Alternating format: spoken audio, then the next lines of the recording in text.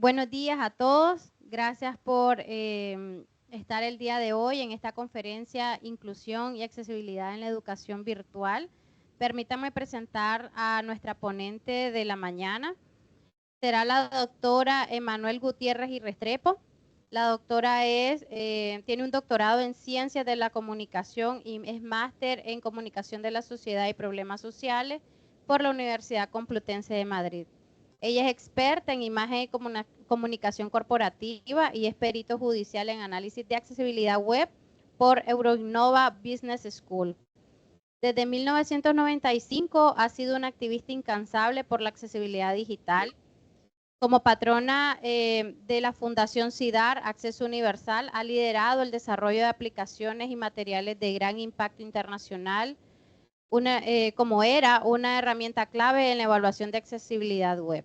Su contribución en la normalización de la accesibilidad es invaluable, ha participado en los grupos de trabajo para la elaboración de las pautas de accesibilidad al contenido en la web y ha sido experta también invitada en la iniciativa de accesibilidad web del W3C. Además, dirige el grupo de trabajo de accesibilidad en Internet para personas mayores y con discapacidad en la Asociación Española de Normalización y Certificación AENOR. Y es miembro activo en diversas iniciativas internacionales como el Internet Society Disability and Special Needs Charter y el grupo de investigación académica. Su trayectoria pues la ha convertido en una de las voces más influyentes en temas de accesibilidad, usabilidad, experiencia de usuario, interoperabilidad y diseño web inclusivo. Este es un pequeño resumen de toda la experiencia que tiene la doctora Emanuel y a la que le cedo la palabra para que inicie con su conferencia. Muchas gracias, Ana. Es un placer estar con ustedes, tanto virtual como presencialmente, entre comillas. Voy a compartir pantalla. Vale. Y bueno, en primer lugar quiero agradecer a la Universidad Americana por la invitación que me ha extendido para participar en esta conferencia, en la que trataré el tema de la inclusión y la accesibilidad en la educación virtual.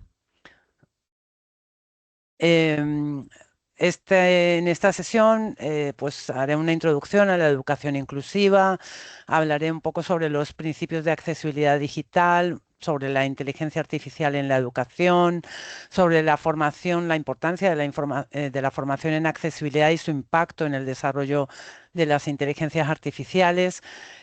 También mencionaré el proyecto de PI, del cual la Universidad Americana es socia, y daré algunas herramientas y recursos prácticos para los participantes y finalmente, bueno, pues unas breves conclusiones. Lo primero que quiero tratar es de qué hablamos cuando hablamos de educación inclusiva. La educación inclusiva es un derecho fundamental y es un derecho que está recogido tanto en la Convención sobre los Derechos del Niño como en la Convención sobre personas con de los derechos de las personas con discapacidad. Incluye a todas las personas sin excepción, es decir, independientemente de que tengan o no una discapacidad, y además pone en primera línea a los más vulnerables.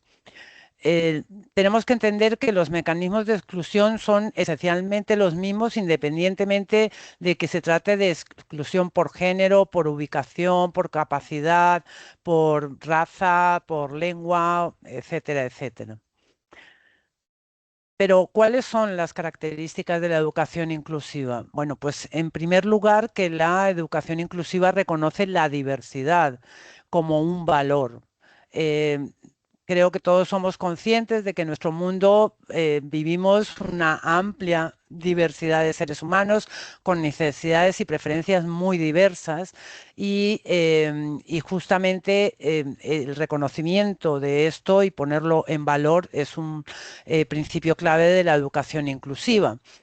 Y además busca eliminar las barreras que se pueden crear cuando creamos contenidos o elementos que pueden ser útiles o adecuados para determinado grupo de usuario, pero no lo son para otros grupos de usuario.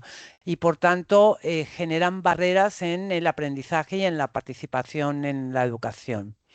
Promueve la equidad y la igualdad de oportunidades y lo que hace es adaptar el sistema educativo a las necesidades del estudiante y no al revés, es decir, no definir un sistema educativo al cual se tienen que adaptar los estudiantes, sino adaptar ese sistema a las necesidades y preferencias de los estudiantes.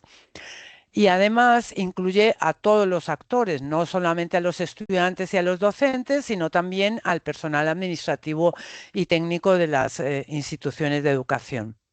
Por tanto, requiere un enfoque holístico y colaborativo. Y un punto esencial de la educación inclusiva o un elemento esencial para conseguir que la educación sea realmente inclusiva es aplicar el diseño universal al aprendizaje. Se llama, o se acorta el nombre, las siglas que utilizamos para identificarlo en inglés son UDL y en español son DUA. Y lo que hace el diseño universal aplicado al aprendizaje es aplicar los principios del diseño universal, que son unos principios que sirven para diseñar cualquier cosa, una mesa, una silla, una cafetera, cualquier cosa, aplicarlos al aprendizaje y además aplicar el conocimiento que tenemos hoy en día sobre cómo funciona nuestro cerebro y qué redes neuronales se activan en el proceso de aprendizaje. Estas redes neuronales son las redes de reconocimiento, las estratégicas y las afectivas, que nos dicen el qué, el cómo y el porqué del aprendizaje. Y para ello, pues tenemos tres principios básicos, que son proporcionar múltiples formas de representación, proporcionar múltiples formas de acción y de expresión por parte de los estudiantes y proporcionarles múltiples formas de implicación. Y parte esencial de ese diseño universal para el aprendizaje es aplicar los principios de accesibilidad digital, que son los que van a garantizar que realmente todos los recursos, todos los contenidos del entorno educativo puedan ser accedidos, comprendidos, entendidos y manejados por cualquier persona independientemente de que tenga unas determinadas circunstancias tecnológicas, que tenga unas determinadas circunstancias personales de capacidad. ¿Y qué es la accesibilidad digital? Bueno, pues según la define Sir Tim Berners-Lee, que es el creador de la web, es el arte de garantizar que tan amplia y extensamente como sea posible, los medios estén disponibles para las personas, tengan o no deficiencias de un tipo u otro. Y esta definición de la accesibilidad me parece especialmente importante porque hace hincapié en que se trata de un arte. Es decir, para conseguir la accesibilidad debemos aplicar unas técnicas, pero no basta con aplicar las técnicas, necesitamos tener una sensibilidad. Y luego explicaré la importancia de esa sensibilidad y cómo se puede adquirir o no. Tenemos otras definiciones más técnicas, como las definiciones de diversas normas ISO, que nos dicen que la accesibilidad lo que busca es eficiencia, eficacia y satisfacción, exactamente igual que lo hace la usabilidad. La diferencia es que en la accesibilidad no buscamos esa eficiencia, eficacia y satisfacción para un tipo de usuario determinado en un contexto de uso determinado, sino para cualquier tipo de usuario en cualquier contexto de uso. Y los principios de accesibilidad son cuatro: perceptible, operable, comprensible y robusto. El principio de perceptible lo que nos pide es que todo elemento pueda ser percibido por cualquiera de los sentidos. Porque no todas las personas tenemos desarrollados o tenemos la posibilidad de utilizar todos los sentidos, ya sea por una deficiencia, ya sea por una determinada circunstancia. Entonces, algunos de los criterios que nos piden para cumplir con este principio de perceptibilidad son que cuando tenemos elementos no textuales ofrezcamos siempre unos equivalentes alternativos en texto, que cuando tenemos elementos audiovisuales ofrezcamos siempre un subtitulado y una transcripción de ese elemento audiovisual, que si tenemos y que los contenidos sean adaptables y que estén disponibles para las ayudas técnicas que puedan utilizar esa amplia diversidad de usuarios. El principio de operable lo que nos pide es que todos los elementos de la interacción puedan ser manejados por distintos medios de acceso. Es decir, pues algunas personas pueden utilizar el teclado, otras pueden utilizar el ratón. Hay personas que no pueden utilizar el ratón, como por ejemplo las personas ciegas, y por tanto van a necesitar utilizar el teclado siempre, ¿no? Entonces, algunos de los criterios que nos pide este principio de operabilidad son el que ofrezcamos funcionalidades accesibles mediante el teclado siempre, que ofrezcamos tiempo suficiente para leer y utilizar el contenido y que evitemos el contenido que pueda causar ataques epilépticos. Esto se da bueno, en más ocasiones de las que serían deseables, sobre todo en contenidos audiovisuales. El principio de comprensible lo que nos pide es que los contenidos y los controles de la interfaz puedan resultar comprensibles para todos los usuarios y, por ejemplo, que para ello ofrezcamos textos legibles y comprensibles, por ejemplo, en los botones de interacción que puedan ser suficientes, que sean legibles, que puedan ser percibidos y que sean claros, que se entienda para qué sirven. En cuanto a los contenidos que sean predecibles en cuanto a su apariencia y en cuanto a su manejo también. Y que ofrezcamos ayudas para evitar y corregir errores, que sea clara la estructura, que si, por ejemplo, estamos rellenando un formulario que podamos volver atrás para corregir algún error que hayamos cometido, etcétera. Y el cuarto principio, el de robusto, lo que nos pide es que los contenidos sean robustos, es decir, que sean sólidos, lo suficiente como para funcionar con las tecnologías actuales, pero también con las tecnologías futuras. En este sentido, lo que se pide es la compatibilidad con las ayudas técnicas, pero también que el código sea limpio y esté bien estructurado. Aunque este criterio hoy en día ya no tiene el mismo nivel de exigencia, porque cada vez más los navegadores, los agentes de usuario, navegadores y ayudas técnicas son más capaces de hacer, digamos que una reinterpretación, aunque ese código no esté todo lo bien estructurado que debería. Y también pues pide la adaptabilidad a diferentes dispositivos y plataformas, es decir, por ejemplo, que un contenido pueda ser accedido y comprendido utilizando el móvil, utilizando el ordenador portátil, utilizando un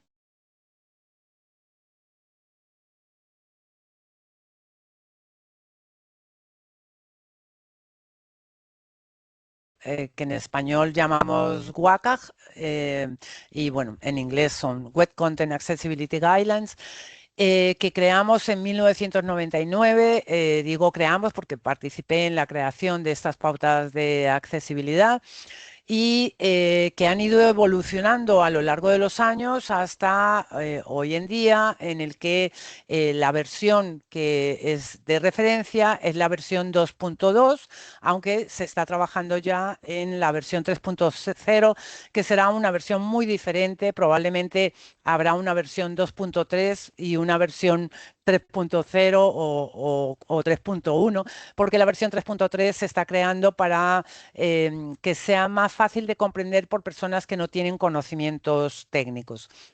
Estas pautas de accesibilidad para el contenido web que fueron creadas en el seno del W3C, es decir, el Consorcio para la Web, y dentro de él en el grupo de interés en accesibilidad, ya son desde 2012 una norma técnica, una norma ISO, la ISO 40500. Y eso es importante porque eso permite que las legislaciones de los países puedan hacer referencia a una norma técnica. Estas pautas de accesibilidad tienen los 4 principios que comentaba anteriormente y hoy en día son 13 pautas, 87 criterios de conformidad con casi 600 técnicas. Hay técnicas específicas para determinadas tecnologías, por ejemplo, para PDF, para HTML, etcétera, y hay técnicas suficientes que son, bueno, suficientes en algunos casos o situaciones, técnicas aconsejables, etcétera. Son unas 600 técnicas.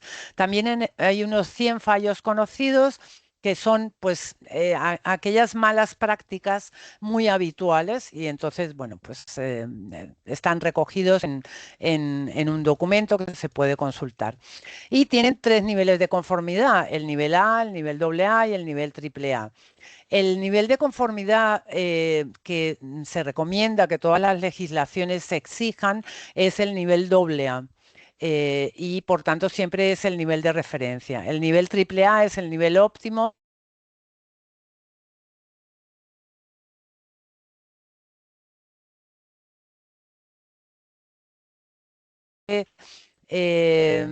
Inabordable, como por ejemplo la interpretación en lengua de señas.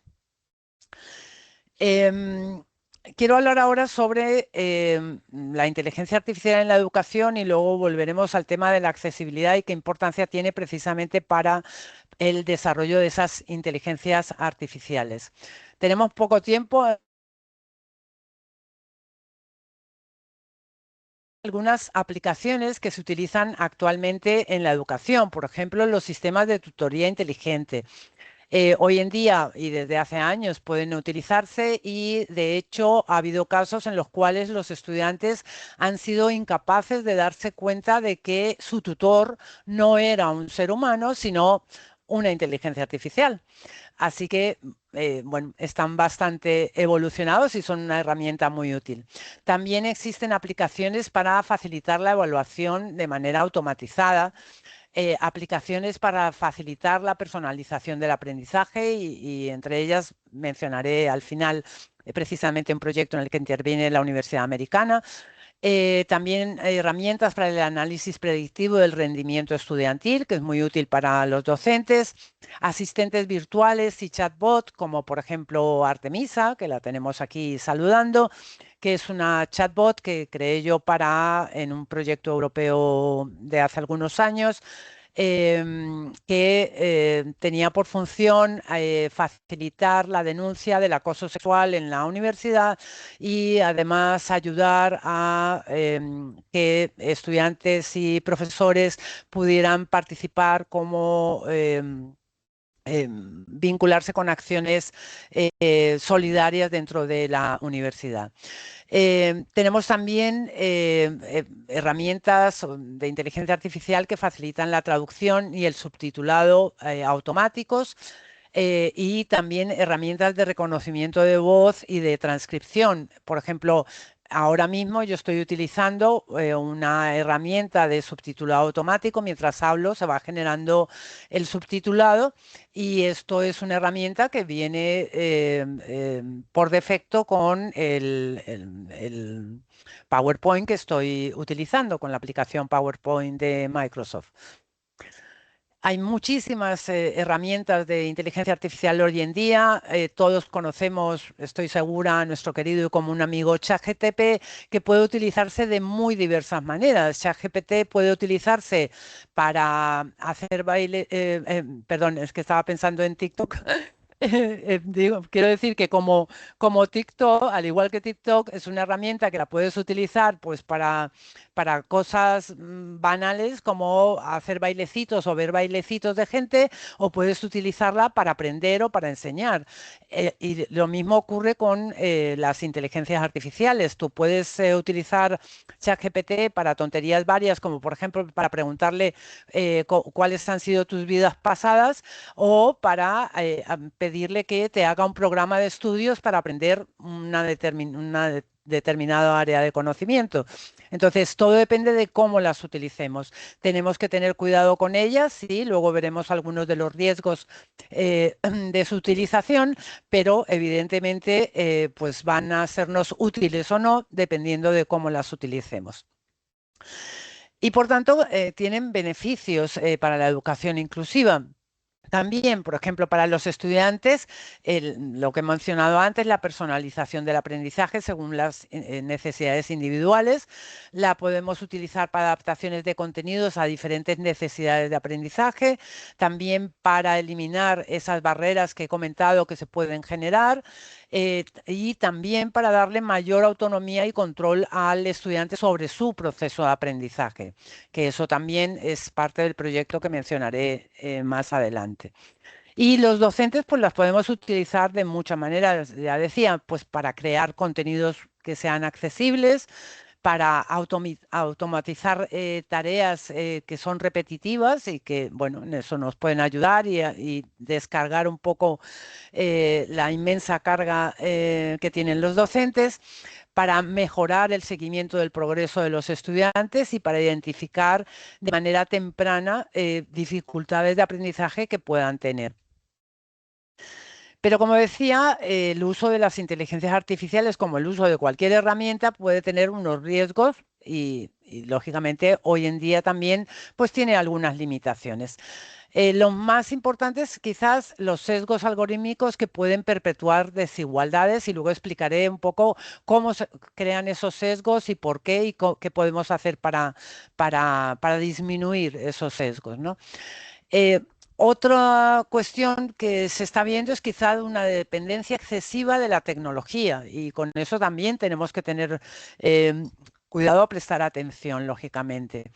Y también hay que tener en cuenta la brecha digital, porque no todas las personas tienen acceso en el mismo grado a todas las tecnologías. Entonces hay personas que a lo mejor por falta de recursos económicos o por falta de recursos tecnológicos no tienen el mismo acceso que otras y eso hay que tenerlo en cuenta. Luego otra cuestión muy importante es la privacidad y la seguridad de los datos y también tenemos que tener atención a las estructuras de poder, es decir, de dónde viene esa inteligencia artificial que nos están ofreciendo gratuitamente y que estamos utilizando tan alegremente. ¿Quién está quedándose con todos los datos que está recogiendo sobre mí? Todo ese tipo de cuestiones son muy importantes y hay que tenerlas siempre en cuenta y más cuando estamos utilizando una inteligencia artificial con estudiantes. La falta de interacción humana y el desarrollo de habilidades sociales también es algo que ya se está percibiendo en algunos usuarios, especialmente usuarios jóvenes, y con eso también hay que tener mucho cuidado. Y finalmente, las limitaciones en el reconocimiento de diversos contextos culturales, porque lo cual viene asociado también a la cuestión de los sesgos, porque como veremos, bueno, pues la forma en la que aprenden, las personas con las que se relacionan esas inteligencias artificiales impactan en el comportamiento o en los resultados que pueden arrojar las inteligencias artificiales. Y precisamente, como digo, para reducir todos estos peligros, o la mayor parte de ellos, es muy importante la formación en accesibilidad.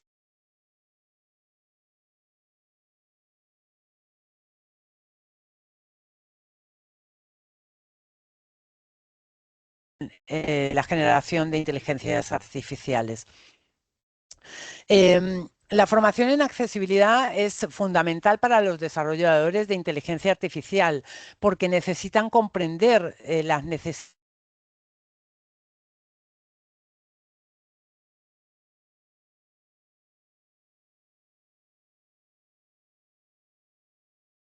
no son solamente los desarrolladores técnicos, no son solamente unos informáticos.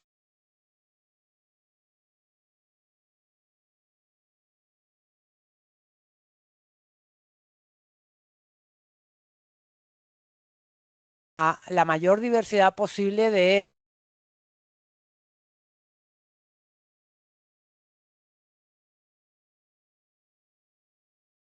inteligencia artificial puede participar lingüistas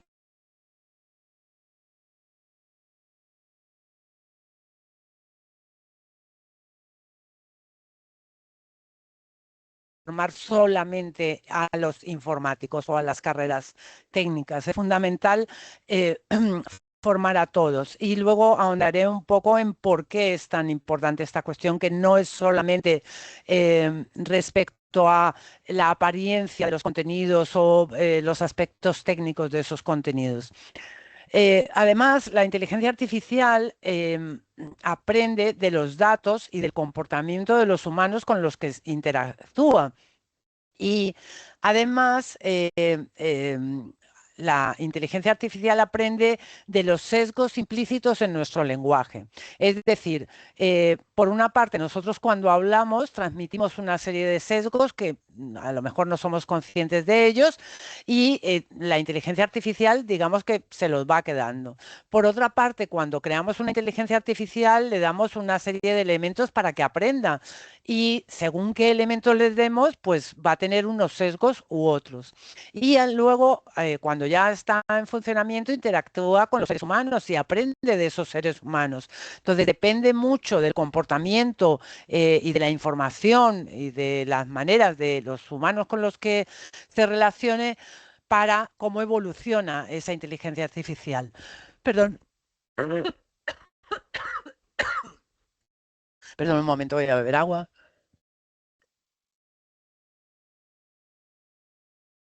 Porque me emociono y voy cargando la garganta.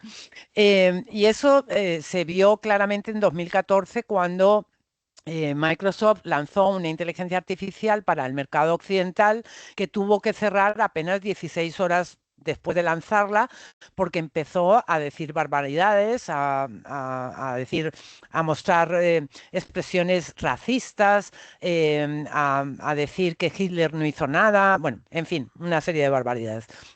En cambio, al mismo tiempo se lanzó una inteligencia artificial similar en el mercado chino, el mismo Microsoft o Microsoft, y esa inteligencia artificial hoy en día ha evolucionado y ha aprendido un montón de habilidades. Es poeta, es periodista, en fin, es artista, ha evolucionado, digamos que muy positivamente. ¿Y cuál es la diferencia? Pues el comportamiento de los humanos con los que se relacionaba, con los europeos, no, perdón, con los occidentales, es decir, de Estados Unidos y de otros lugares, digamos que se empeñaron en hacerle decir barbaridades. O sea, aposta buscaron tergiversar sus respuestas. En cambio, los asiáticos tienen una relación con los entes, con las cosas, que las humaniza y están educados para respetar a las personas y respetar a las cosas. Entonces, por eso esa inteligencia artificial ha podido evolucionar y mejorar en todos los aspectos. Em, y la falta de formación en accesibilidad perpetúa las barreras digitales porque se generan barreras digitales, pero además es que si formamos en accesibilidad, vamos a conseguir que esas personas aumenten su capacidad de empatía, que es algo que justamente se ha visto que se está reduciendo cada vez más entre los jóvenes.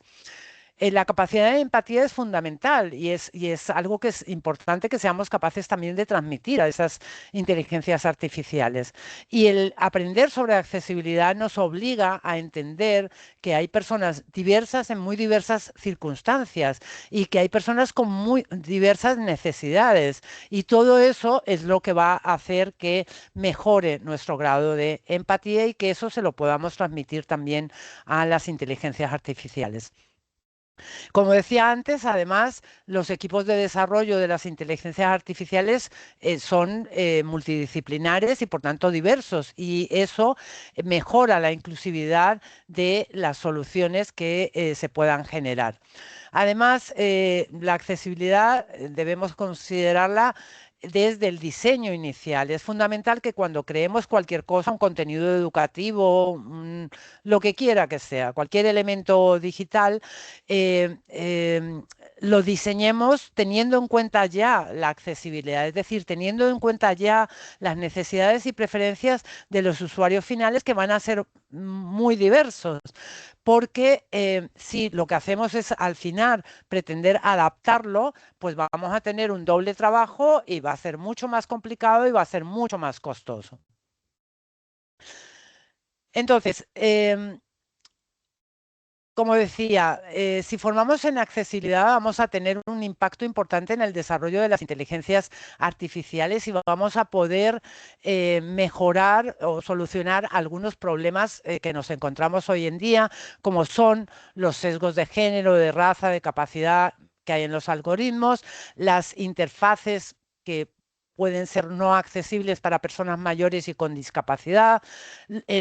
Vamos a mejorar el reconocimiento de voz que en este momento aún no funciona del todo bien con según qué acentos, ¿vale?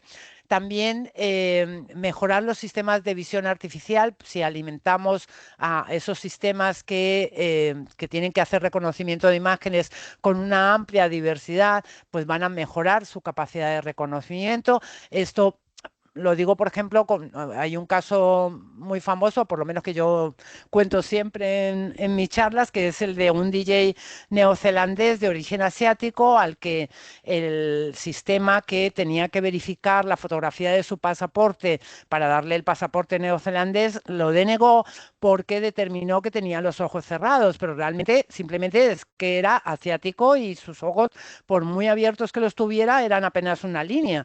¿Y por qué ocurrió eso? Pues precisamente porque si a la inteligencia artificial para ser capaz de determinar si una foto es correcta o no para un pasaporte, solo le han dado ejemplos de fotografías de personas occidentales con los ojos redonditos, pues cuando se encuentra una foto de una persona con los ojos rasgados, pues determina que no es correcta. Es así. Entonces, todo eso, gracias precisamente a esa comprensión de la diversidad humana, de las necesidades de las personas, pues puede mejorarse.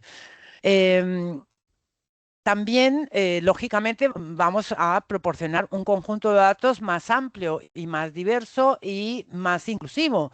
Es decir, no siempre el mismo tipo de personas, sino personas de muy diverso tipo.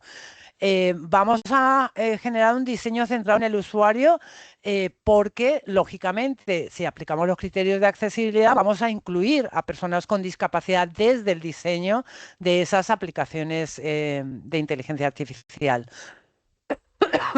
Además, la accesibilidad exige una evaluación continua y, por tanto, vamos a ir garantizando desde el diseño y durante la producción y ya el funcionamiento, digamos que en el mercado, entre comillas, esa continua revisión de la accesibilidad, esa continua mejora de la accesibilidad. Además, implementando los estándares que son estándares internacionales y que debemos aplicar en todo el ciclo de vida de la inteligencia artificial que creemos. Hoy en día, gracias a Dios, contamos con consideraciones éticas para la creación de inteligencia artificial. En Europa contamos desde hace algunos años ya con una ley de inteligencia artificial que en su pauta 5, que se titula Diversidad, no discriminación y honestidad, nos dice que para lograr una inteligencia artificial confiable debemos garantizar la inclusión y la diversidad a lo largo de todo el ciclo de vida del sistema de inteligencia artificial. Y en concreto pide evitar sesgos injustos, para lo cual es necesario aplicar la accesibilidad, pide aplicar los criterios de accesibilidad y del diseño universal y pide la participación de todos los interesados, quiere decir la participación de personas mayores y con discapacidad en el diseño de las inteligencias artificiales. Contamos también hoy en día con recomendaciones de la UNESCO sobre la ética de la inteligencia artificial y en esta presentación, que se la pasaré a los organizadores, he puesto los enlaces para que puedan consultar todos estos recursos. Vamos a ver algunos ejemplos de mejora mediante la formación de la accesibilidad. El primero de ellos podría ser, lo he mencionado antes, el reconocimiento de imágenes con descripciones automáticas precisas. Hoy en día, en las aplicaciones de Office, encontramos que automáticamente genera un equivalente alternativo. quienes no tengan idea de accesibilidad no van a saber lo que es, pero bueno, básicamente es que cuando tú incluyes una imagen en un documento de Word o en un PowerPoint, automáticamente él genera una descripción de esa imagen mediante inteligencia artificial. ¿Qué pasa? Que los sistemas de inteligencia artificial en este momento todavía no están muy avanzados y no son capaces de reconocer muy bien lo que aparece en esas imágenes. Pero además es que por mucho que las puedan reconocer, el texto alternativo realmente depende mucho de en qué contexto se esté utilizando la imagen, porque yo puedo utilizar una misma imagen en dos contextos distintos y por tanto esa imagen va a tener un sentido distinto. Y por tanto el texto alternativo es muy específico y siempre tiene que ser revisado por un ser humano. Entonces es un avance la utilización de estas inteligencias artificiales y con la formación en accesibilidad, ya digo, de todos los actores, conseguiríamos un mejor funcionamiento de estas inteligencias artificiales en cuanto al reconocimiento de imágenes. Y por tanto, en algunos casos, no en todos, pero en algunos casos, una mejor descripción de esas imágenes que puede ser útil para el texto alternativo. También conseguiremos sistemas de traducción sin sesgos de género, lo cual, bueno, pues es importante y especialmente, bueno, hoy en día se pone mucho hincapié en esta cuestión. Tendremos asistentes virtuales que serán capaces de entender diversos acentos, porque, claro, las inteligencias artificiales de reconocimiento de voz aprenden escuchando voces. Si siempre se las entrena con voces con un determinado acento, pues no son capaces de entender, pues, acentos de otros lugares y por tanto, bueno, pues la accesibilidad precisamente va a incidir en que esto se haga de esa manera, facilitando un aprendizaje de la inteligencia artificial con muestras muy diversas. También las interfaces adaptativas se van a ajustar mejor a las necesidades del usuario. Vamos a tener unos sistemas de evaluación que consideren diversas formas de expresión, lo cual es fundamental, y plataformas educativas que ofrezcan múltiples formas de representación del contenido. Esto es esencial si realmente queremos hablar de que estamos dando u ofreciendo una educación inclusiva, porque muchas veces se dice, se vende que tal institución ofrece educación inclusiva, pero luego cuando rascas un poquito la superficie te das cuenta de que realmente no tienen mucha idea, ¿no? Y bueno, pues precisamente en esa línea de mejorar la inclusividad de la educación, mejorar la calidad de la educación, nos encontramos con el proyecto EPAI, en el que participa la Universidad Americana, junto con otras 7 universidades de América y 3 universidades europeas. Está la Corporación Universitaria Rafael Núñez de Colombia, que es la entidad coordinadora del proyecto. Luego está la UNED de España, que es la entidad que lleva la coordinación científica del proyecto.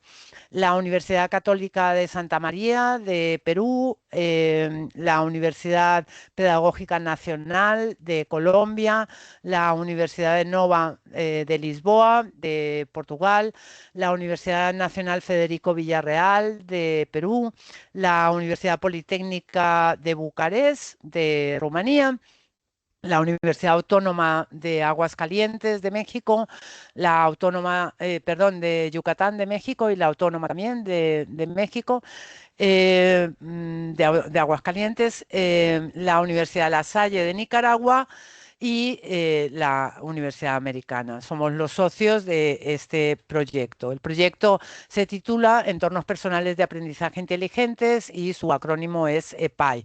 EPAI, que en nuestro logo lo representamos con una admiración en vez de, o sea, con la I dada la vuelta, que se convierte en una admiración y por tanto, pues la podemos llamar EPA. Es un proyecto europeo, como decía, cofinanciado por la Comisión Europea a través del programa Erasmus Plus y que busca mejorar la calidad de los entornos personales de aprendizaje tanto de los estudiantes como de los docentes, porque los docentes también pueden utilizar los entornos personales para mejorar su enseñanza. Y bueno, también a título particular para mejorar su aprendizaje, porque los docentes estamos siempre, digamos que teniendo que mantenernos en aprendizaje continuo para mejorar, también avanzar en nuestra carrera profesional, digamos, ¿no? Es un proyecto que integra el concepto de accesibilidad tanto en la evaluación de la calidad de la pertinencia de los contenidos como en la ética y la gestión de la información, y genera una plataforma inteligente que hace un seguimiento del estudiante y le ofrece retroalimentación dinámica mediante un sistema de recomendación. Además, bueno, muchas otras cosas más que no me va a dar tiempo a explicar porque es un proyecto muy amplio, es un proyecto de 3 años, estamos justo a la mitad. Hemos generado ya varios cursos dirigidos a estudiantes, a docentes y a gestores universitarios, que estoy segura de que algunos de ustedes los habrán tomado, sobre entornos personales de aprendizaje y ahora vamos a empezar la semana que viene con un diplomado sobre participación ciudadana para la lucha contra el cambio climático que nos va a servir para poner a prueba todo el sistema, tanto el sistema pedagógico como el sistema tecnológico. Y como digo, empieza la semana que viene. Y bueno, decía que la Universidad Americana es socia del proyecto, representada por un amplio equipo que tiene a su cabeza Carlos Leal, que es coordinador de docencia de educación virtual de esta universidad. Y además la Universidad Americana tiene la responsabilidad de coordinar el paquete 6 de calidad del proyecto y contribuye pues con su experiencia en diseño e implementación de entornos virtuales de aprendizaje y de integración de tecnologías educativas en el proceso de enseñanza-aprendizaje. El proyecto pretende llegar a 12.000 estudiantes, de los cuales 3.000 mujeres, a 600 profesores, de los cuales 200 deben ser mujeres, a 20 gestores universitarios por universidad. En realidad no son 20, son, bueno, sí, deberían ser como 20 por cada universidad o quizás menos, y 500 entidades, 500 empleadores que pueden ser empresas u otro tipo de organismos. Y va dirigido no solo a los estudiantes, que bueno, pues gracias al sistema tendrán un mejor control de su propio aprendizaje, sino también a los docentes, que van a tener unas herramientas y unas estrategias para implementar los entornos personales de aprendizaje en sus clases y a las instituciones educativas que con él van a conseguir pues, implementar una innovación con tecnologías digitales, y también a los empleadores, porque buscamos reducir la brecha en competencias, es decir, los empleadores tienen unas necesidades en cuanto a las competencias que esperan de los graduados por parte de las universidades, de los que esperan de la gente a contratar, y se encuentran con que, bueno, pues que no las tienen. Y por otra parte, bueno, pues las universidades, digamos que forman en unas determinadas competencias que, como digo, no se ajustan a ese mercado laboral todo lo bien que deberían. Y ocurre también que los estudiantes esperan conseguir unas competencias a partir de seguir una determinada carrera y luego cuando la siguen pues se encuentran con que realmente adquieren otras diferentes a las que ellos esperaban, ¿no?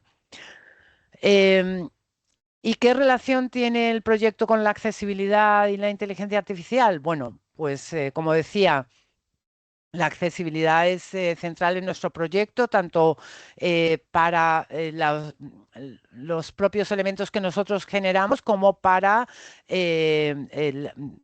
la formación que damos y digamos que el mensaje de la necesidad de la accesibilidad va siempre implícito en todas nuestras actividades.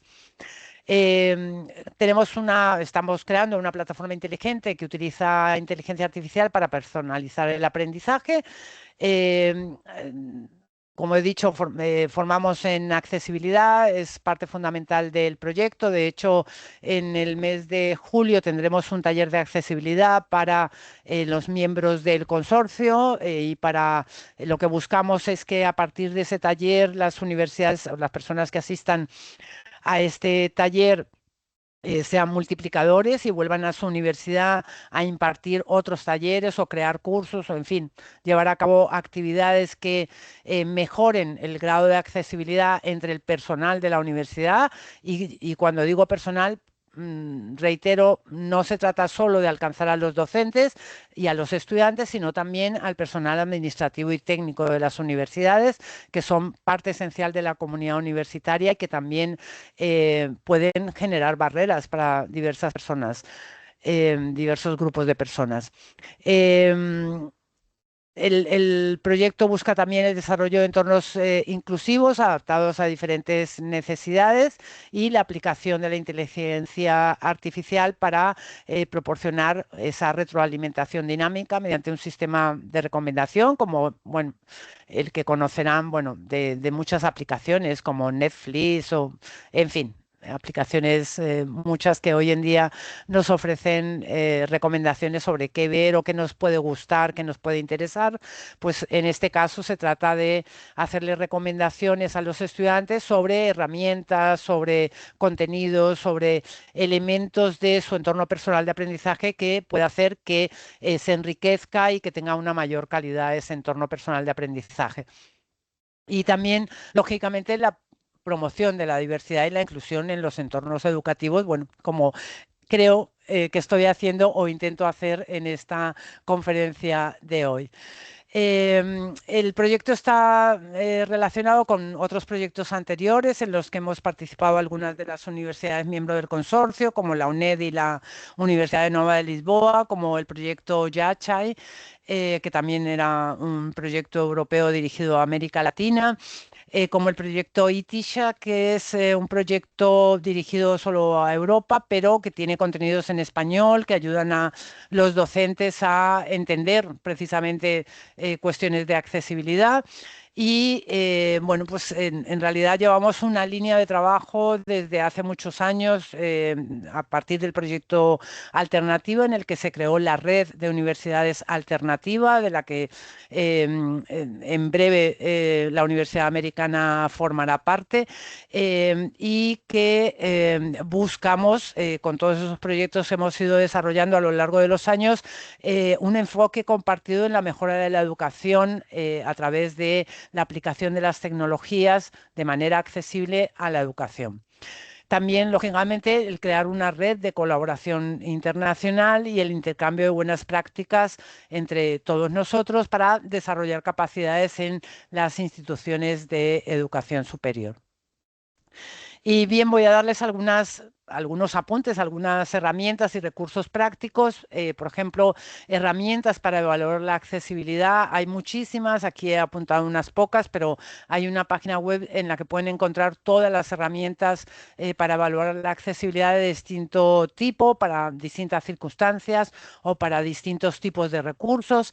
De hecho, es importante que ahora les mostraré, bueno, pues que aprendan a utilizar las herramientas de accesibilidad con las que ya cuentan, que seguramente muchos de ustedes no son conscientes de que ya tienen en sus manos herramientas para evaluar la accesibilidad, siendo siempre conscientes de que la evaluación de la accesibilidad es algo que debe ser llevado a cabo por un humano con un conocimiento profundo de los criterios de accesibilidad, porque las herramientas solo pueden detectar automáticamente algunos fallos, pero no todos, y también pueden dar falsos positivos y falsos negativos. Entonces, esa evaluación mediante una herramienta automática nos puede servir de pista, nos sirve de ayuda, pero desde luego no garantiza que el recurso realmente sea accesible para todas las personas. Eso solo lo puede determinar un ser humano, pero al menos es un avance, al menos es un paso más, y por eso es muy importante que todos conozcan pues herramientas de accesibilidad de diverso tipo y que puedan utilizarlas. Por ejemplo, en la suite de Office, en los documentos de Microsoft o Microsoft Office, existen ya herramientas para la verificación de la accesibilidad incrustados en ellas. Podemos revisar un documento de Word, podemos revisar un PowerPoint, etcétera, etcétera. También existe para PDF del propio Acrobat, perdón.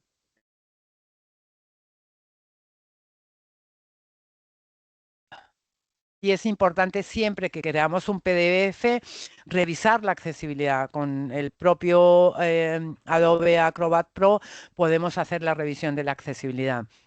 También cuando se van a crear sitios, cuando se van a crear espacios de curso, revisar las plantillas.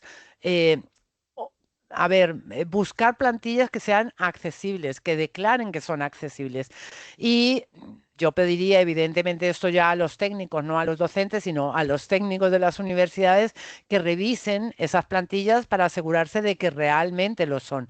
Porque muchas veces nos encontramos con que declaran ser accesibles y, bueno, pues tienen cositas, ¿no? Herramientas para subtitulado, como por ejemplo Amara o YouTube Studio. Si tienes un vídeo, lo subes a tu cuenta personal de YouTube y ahí puedes generar los subtítulos, pero hay muchas herramientas de generación de subtítulos.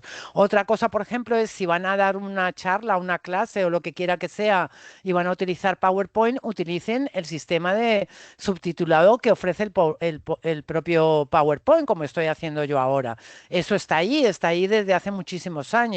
No lo utilizan ni Dios. Y es muy importante porque no saben nunca cuál va a ser su público. Por ejemplo, en esta conferencia, que en principio yo entendía que iba a ser solamente presencial, al final se está retransmitiendo a través de Internet y no sabemos qué personas están entrando y no sabemos si esas personas tienen alguna deficiencia auditiva y por tanto requieren ese subtitulado o no conocen bien el idioma y por tanto requieren ese subtitulado porque les ayuda a comprender lo que se está diciendo. Entonces siempre debemos utilizarlo. Eh, También para entornos virtuales, pues tenemos plugins de accesibilidad para los LMS, como por ejemplo Moodle, que es el que sé que utilizan en su universidad, y es muy importante tenerlos instalados.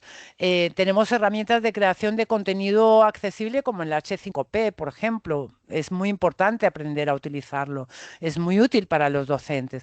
Plataformas de videoconferencia con funciones de accesibilidad. Hoy en día casi todas lo tienen, pero los docentes tienen que conocerlas y tienen que poder transmitirles esa información a sus estudiantes. Estoy segura de que la mayoría desconoce qué funcionalidades o qué ayudas para la accesibilidad tienen las herramientas. Por ejemplo, ahora estamos utilizando Teams, pues qué funcionalidades tiene Teams para facilitar la accesibilidad a las personas que se conectan mediante Teams.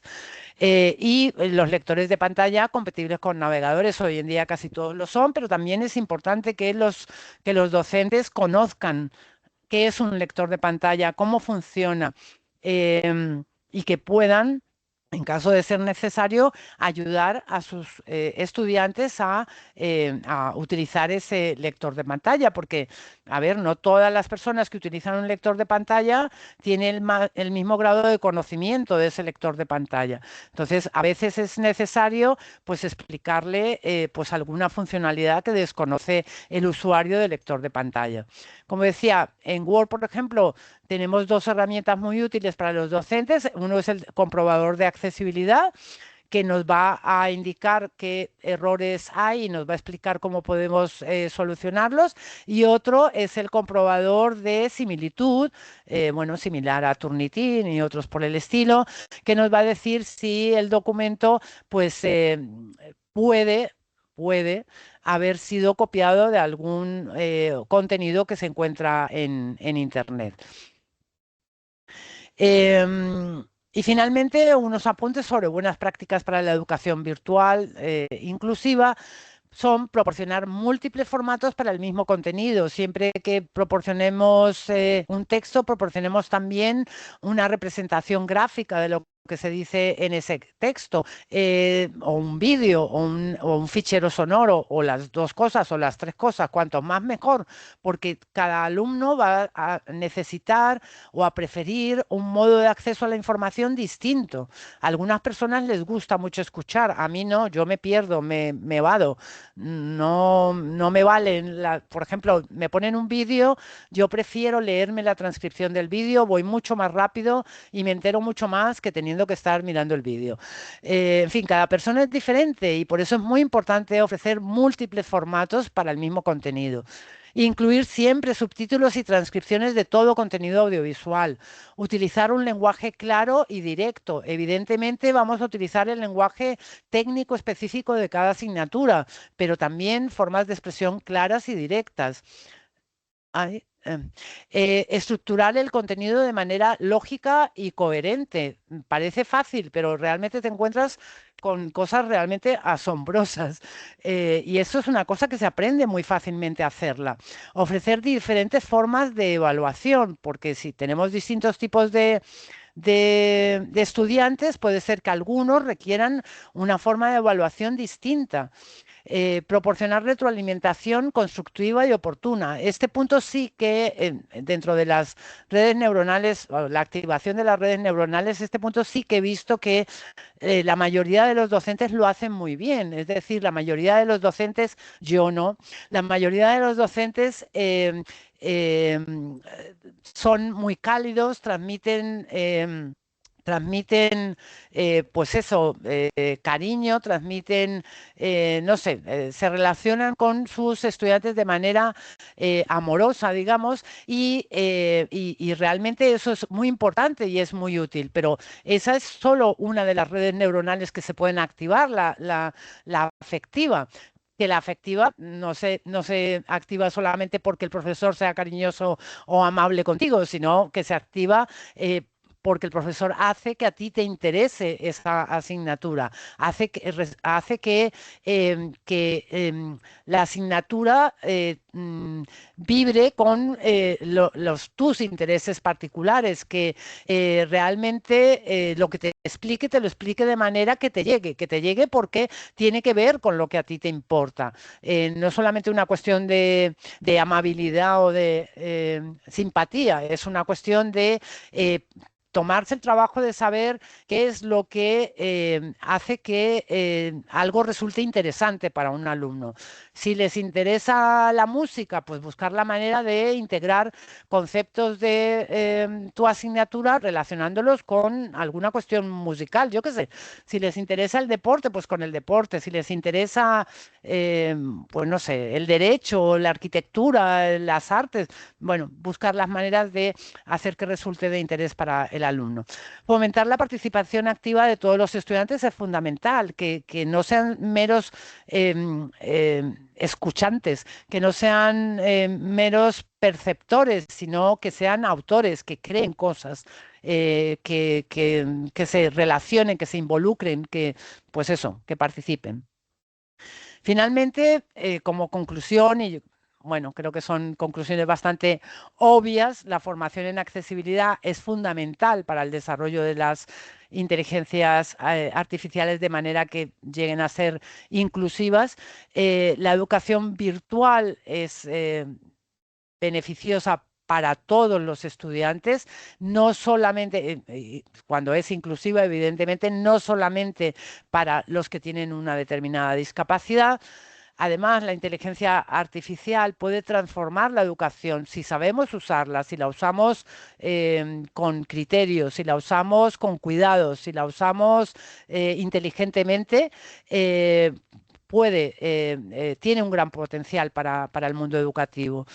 Los proyectos como PAI ayudan a desarrollar ese potencial y además demuestran su compromiso con la inclusividad. La colaboración internacional es clave para mejorar en la calidad de la enseñanza y para avanzar en ese grado de inclusividad y de accesibilidad educativas. Y la accesibilidad debemos considerarla desde el diseño, desde que tenemos una idea. Desde ese momento debemos considerar la accesibilidad y no esperar a haber hecho lo que quiera que sea, haber creado el recurso y tener que hacerle modificaciones para que resulte accesible. Por tanto, mi primera recomendación es integrar la formación en accesibilidad en todos los programas, en todos, no solamente en los tecnológicos, en todos los programas de estudio, porque en definitiva todos o casi todos van a tener en un momento dado una relación con la creación de inteligencias artificiales. Estoy pensando ahora mismo, no sé, mira, incluso en formación no superior. Yo qué sé, estás enseñando a alguien a ser albañil. Pues a lo mejor esa persona en un momento dado es necesaria para participar en la creación de una inteligencia artificial porque es la persona que sabe de cómo ser albañil, yo qué sé, de cómo poner un ladrillo encima de otro, yo qué sé. La formación en accesibilidad enriquece a todas las personas, aumenta su grado de empatía y eso hace que nos hagamos más humanos. Y justamente si con la evolución de la inteligencia artificial todo el mundo, ¡ay, qué miedo con la inteligencia artificial! Justamente lo que necesitamos es que los humanos seamos más humanos para que podamos diferenciarnos de las inteligencias artificiales. Y para ello es esencial la formación en accesibilidad. Y fomentar la participación de las personas con discapacidad también es esencial porque también nos enriquece a todos como humanos y también enriquece las posibilidades de diversidad, de alcance de aquello que estemos creando. Debemos establecer políticas institucionales de accesibilidad digital, pero para ello es fundamental también invertir en capacitación docente sobre la creación de contenidos accesibles. Hay que invertir recursos, tiempo, etcétera, etcétera. Y evaluar regularmente la accesibilidad de los entornos virtuales de aprendizaje. Y es importante la palabra regularmente. Regularmente porque tú puedes crear un sitio perfectamente accesible, pero si ese sitio se le van añadiendo contenidos y esos contenidos no lo son, ese sitio deja de ser accesible. Por tanto, la evaluación continua es fundamental. Y participar en redes y proyectos como el proyecto de PAI, que es una forma justamente de acercarse a estas necesidades, de compartir con otros, de aprender, de compartir conocimientos y experiencias con los demás. Finalmente, de nuevo, muchas gracias a la Universidad Americana de Nicaragua, al proyecto EPAI, a sus socios, a la Comisión Europea y al programa Erasmus Plus, a los docentes y estudiantes que participan en nuestros proyectos y, en definitiva, a la comunidad educativa comprometida con la inclusión y la accesibilidad. Les dejo algunas referencias, ya digo, les pasaré la presentación y una invitación a que nos sigan en nuestra página web y en nuestras redes sociales. Pueden hacer una captura de pantalla para tomar las direcciones en este momento. Nos encantará tenerles cerca y resolver cualquier duda que puedan tener al respecto. Les dejo mi dirección de correo electrónico también. Y bueno, quedo atenta a cualquier duda que pueda haber surgido en esta intervención. Muchas gracias, profesora Emanuel. Excelente su conferencia. Nos ha abierto la mente en el tema de la accesibilidad, ¿verdad? La importancia que esta tiene. Antes de abrir la palabra por si hay comentarios o preguntas para la doctora Emanuel, quisiera pedirles que enciendan su cámara para poder hacer una captura de todos los participantes. Entonces, Ay, todos sí, los qué que bien. puedan encender su cámara, por favor. Profesora Yesbel, gracias, Carlos. Bienvenido. Profesora Yesbel, Patricia, profesora María Elena, qué gusto que nos acompañen. Voy a hacer varias porque no me sale en una sola, entonces voy a hacer varias tomas, así que se quedan con la sonrisa ahí un ratito. Ok. Veo aquí. Con la primera. Mándame alguna, Ana, porfa. Claro que sí, te la comparto. Entonces, a la cuenta de 3 la hago. 1, 2, 3.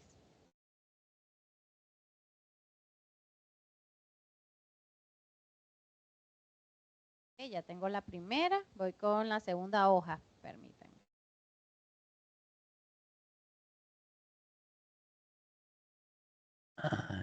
Varios participantes. Ahora hoy en la sala donde está Belkis, Manuel, la profe Erika, Edison, Eduviges, para que sonrían, Álvaro, Fred, Johanna, todos ustedes van en esta. La profesora Mirna también. A la cuenta de 3. 1, 2, 3.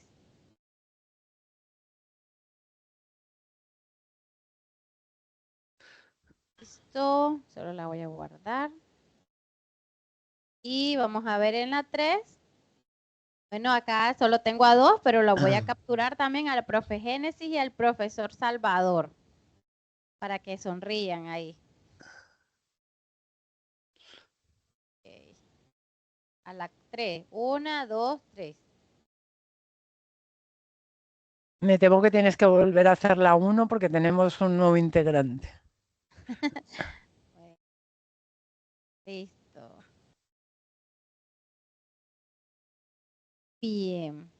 Bueno, entonces, profesores, ¿tienen alguna consulta, comentario que realizarle a la doctora Emanuel acerca de su conferencia?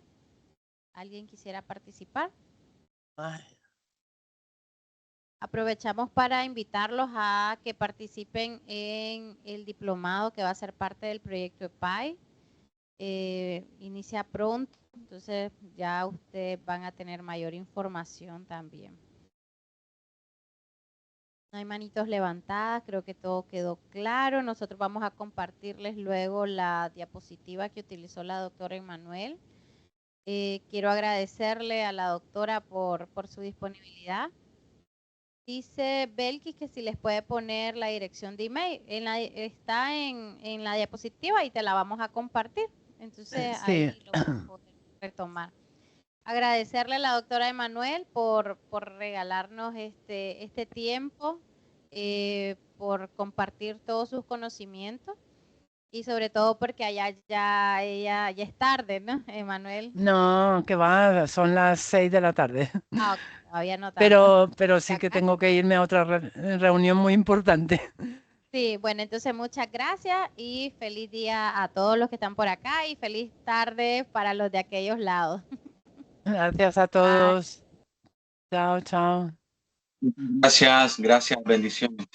Gracias por su... Adiós. Muchas gracias, le agradezco. Muchas gracias. Gracias, muchas gracias, bendiciones. Bye bye. Gracias, muchas gracias. Bye bye.